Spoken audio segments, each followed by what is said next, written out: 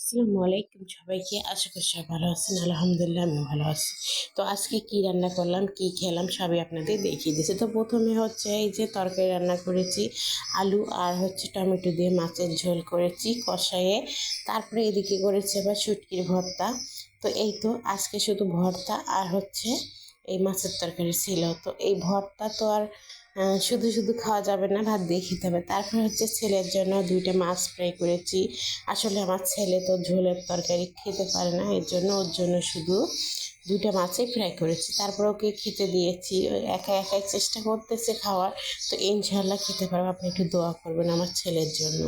এদিকে হচ্ছে ভর্তা যে বানিয়েছি ওই প্লেটটাতে আমি ভাত মেখে খাচ্ছিলাম, ভালো লাগছিল। আসলে এটার নাম হচ্ছে বাটনা আমাদের অঞ্চলে বলে। তো এইটাতে ভাত মেখে খেতে খুবই ভালো লাগে, তার জন্য আমি খেলাম। তারপরে একটু খাওয়ার পরে এই যে এখন প্লেটে ভাত নিয়েছি, মাছের মাথা আর সঙ্গে ছিল ভর্তা। তো আমাদের আজকের আয়োজন, আজকের খাবার দাবার এটাই ছিল।